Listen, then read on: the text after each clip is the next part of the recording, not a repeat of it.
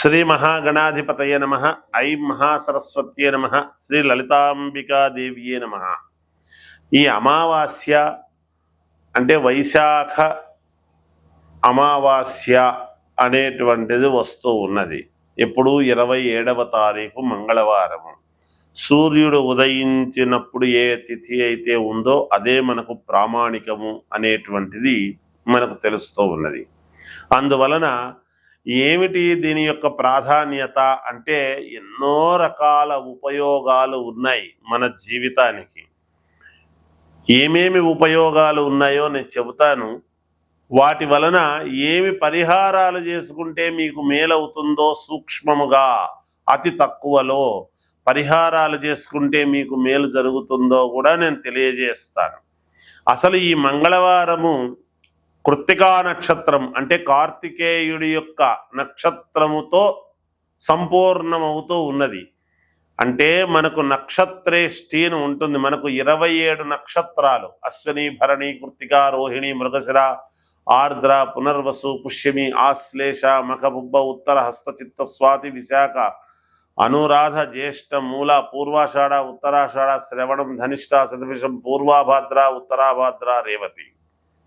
ఇలా 27 నక్షత్రాలలో మనకు నక్షత్రేష్టి అని పండితులకు ప్రారంభమయ్యేటువంటిది దేనితో అంటే కృత్తికా నక్షత్రముతో ప్రారంభమవుతున్నది.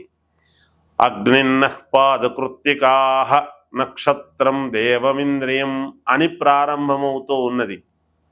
అంటే ప్రారంభము కృత్తికా నక్షత్రముతో అవుతుంది. కాబట్టి ఈ కృత్తికా నక్షత్రము కార్తికేయుడికి సంబంధించినది, పైగా మంగళవారము అనేటువంటిది మనము గ్రహించాలి.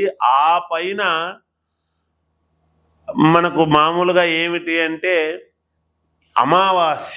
అమావాస్య మంగళవారము అనేటువంటి రోజు గనక మనకు ఏమేమి చేసుకుంటే మేలవుతుంది, ఎన్నో కోరికలు ఉంటాయి. ఏమిటి, వివాహము ఆలస్యమవుతుంది దేనివల్ల అనడానికి, ఏం పరిహారం చేసుకుంటే మేలు జరుగుతుంది అని, లేదా సంతానము కలగనటువంటి వాళ్లకు సంతాన యోగము కోసము, ఉద్యోగము రావాల్సినటువంటి వాళ్లకు ఉద్యోగానికి, మనస్సు ప్రశాంతత, ఇంట్లో ప్రశాంతత ఏర్పడాలి గృహములో అంటే ఏమి చెయ్యాలి, భార్యాభర్తల యొక్క అన్యోన్యత తక్కువైనటువంటి వాళ్ళ యొక్క పరిస్థితి ఏమిటి, అలాగే ధనము రావాల్సినటువంటిది ఏమిటి, రుణము తీర్చుకోవాలి అంటే ధనము రావాలి. ఆ రుణము తీరాలంటేనే వస్తేనే కదా.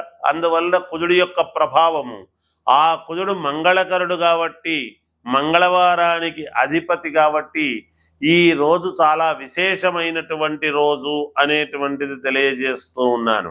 అంతేకాదు, ఎవరైనా ఇష్టపడినటువంటి ప్రేమికులు, నిజానికి ప్రేమికులను ప్రోత్సహించటం అనేటువంటిది కాదు, కానీ అయితే లోకధర్మము కదా, ఇష్టపడినటువంటి వాళ్ళు ఉంటారు. వాళ్లకు ఏదో చిన్న చిన్న పొరపక్షాలు వచ్చి నీవు నేను అని అనుకునేటువంటి వాళ్ళు దూరమైనటువంటి వాళ్లకు కానీ, ఇలా భూముల యొక్క తగాదాలు ఏదైనా ఉంటే కానీ, లేదా కోర్టుపరమైనటువంటి ఇబ్బందులు ఉంటే కానీ, లేదా ఇంకా ఏమిటంటే భూ క్రయ విక్రయాలు, మాకు ఈ భూమి అమ్ముడు పోవడము లేదు అనేటువంటి వాళ్ళు కానీ, లేదా మేము ఇల్లు కొనాలి, భూమి కొనాలి అని అనుకునేటువంటి వాళ్ళు కానీ, ఈరోజు మనస్సుతో, అందరికీ కూడా కావాల్సింది ఏమిటంటే చిత్తశుద్ధితో, మనస్సుతో, మనఃకారకుడైనటువంటి చంద్రుడికి ప్రాధాన్యత. ఎందుకు అంటే అక్కడ చంద్రుడు లేదు కదా, అమావాస్య కదా. మరి అమావాస్య రోజు చంద్రుడే లేనప్పుడు ఏమిటి అంటే అదే గొప్పతనం. అందుకనే తమిళనాడు వాళ్లకు మనకు ఉండేటువంటి తేడా ఏమిటంటే వాళ్ళు అమావాస్యను చాలా ప్రాధాన్యతగా తీసుకుంటారు.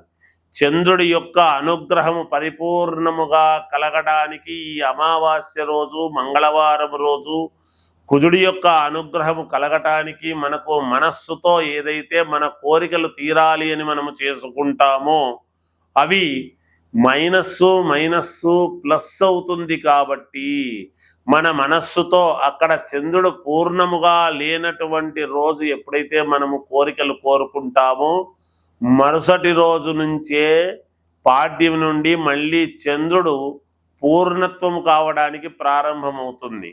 ఈ రోజు విశేషముగా ఏ ఏ రాశి వాళ్ళు ఏమి చేసుకుంటే మీకు ఈ ఫలితాలు దక్కుతాయి అనేటువంటిది, నేను చెప్పినవన్నీ మీ కోరికలే.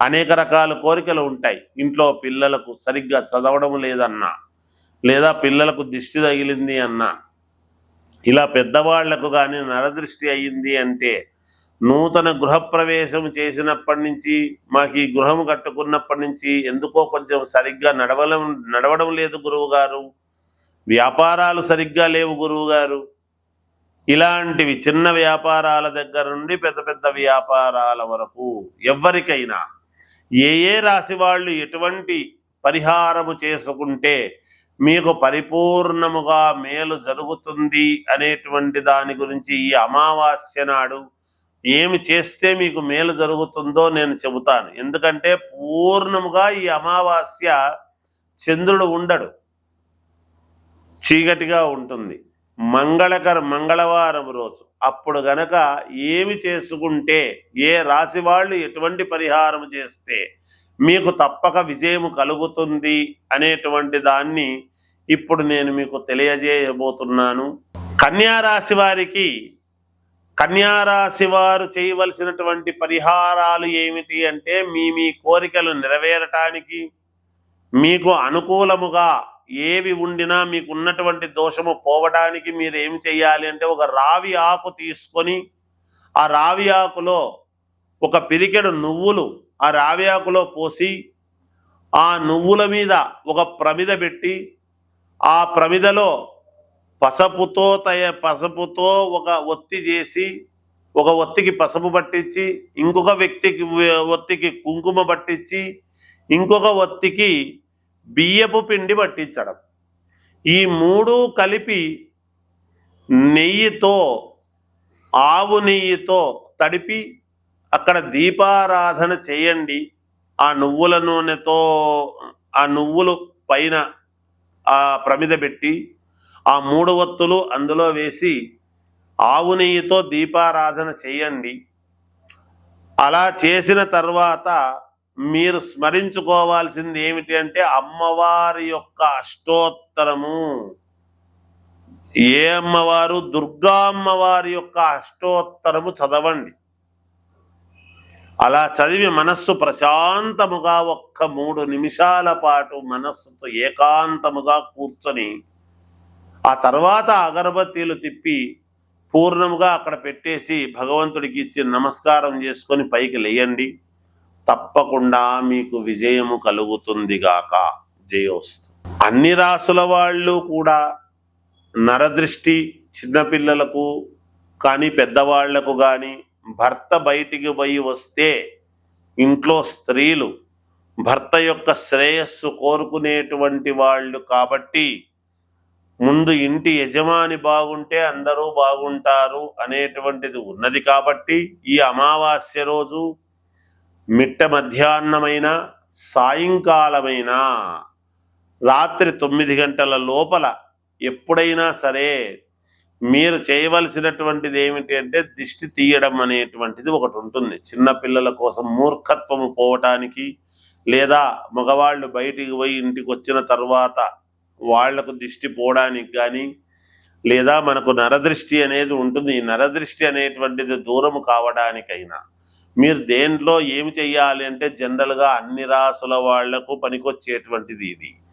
ఇంకా షాపుల్లో కూడా మీకు వ్యాపారాలు బాగా జరగడం లేదు, చేయడం లేదు అనుకునేటువంటి వాళ్ళు కూడా ఆ గల్లా పెట్టెకు, ఆ షాపులోకి అడుగు పెట్టేటప్పుడు ముఖద్వారానికి కానీ ఈ పని చేయవచ్చును. దిష్టి తీయడం అనేది ఏమిటి అంటే, ఒక నల్లటి బట్ట, అందులో కొన్ని నల్ల నువ్వులు, దాంట్లో మీరు కాస్త ఉప్పు, ఒక 2 స్పూన్లు, అలాగే 200 గ్రాములు పచ్చకర్పూరము ఇందులో పెట్టుకోవడం. పచ్చకర్పూరము, ఆవాలు మనము తినేటువంటి ఆవాలే, రోజు మనం వంటల్లోకి వాడేటువంటి ఆవాలే 1 స్పూను అందులో వేసుకొని ఇవి ఆ నల్లబట్ట పూర్తిగా చుట్టి ఎడమ చేత్తో దిష్టి తీయటం 3 సార్లు అనేటువంటిది గనక చేస్తే మీ మామూలుగా తల్లులు పిల్లలకు చేస్తారు, మీ కొడుకులకు కానీ కూతుళ్లకు కానీ చేయవచ్చును. అయితే పెద్దవాళ్ళు ఎవరైనా ఇంట్లో ఉంటే వాళ్లకు మీ భర్తలకు చేయమనండి, అతని తల్లి కానీ అత్త కానీ ఉంటే. ఒకవేళ పెద్దవాళ్ళు ఎవరు లేరు గురువు గారు, భార్యాభర్తలము మేమే ఉన్నాము అన్నప్పుడు భార్య చేయవచ్చును పురుషుడికి భర్తకు. ఎందుకు అంటే ఒక్కొక్కసారి ఆమె తల్లి అవుతుంది, ఒక్కొక్కసారి ఆమె మంత్రి అవుతుంది, ఒక్కోసారి సలహాలు ఇచ్చేటువంటి ఆమె కూడా అవుతుంది. కాబట్టి మనకు చెప్పారు శాస్త్రంలో భోజ్యేషు మాత అని. అందుకని భర్త శ్రేయస్సు కోరుకునేటువంటిది కాబట్టి ఆమె ఎడమ చేత్తో తీసి పడేసి చేతులు శుభ్రముగా కడుక్కొని లోపలికి రావచ్చును. లేదా లోపలే చేస్తే కూడా లోపలికి వెళ్ళిన తర్వాత చేతులు కడుక్కుంటే చాలు, ఆమె అంతకంటే ఏమి లేదు, ఆమెకి ఏమీ అంటదుగాక. ఇది చేసి ఎవరూ తొక్కకుండా ఉండేటువంటి చోట చెత్త కుండీలో కానీ దేంట్లో అన్నా పడవేస్తే మీకు మేలు జరుగుతుంది అని తెలియజేస్తూ జయోస్తు.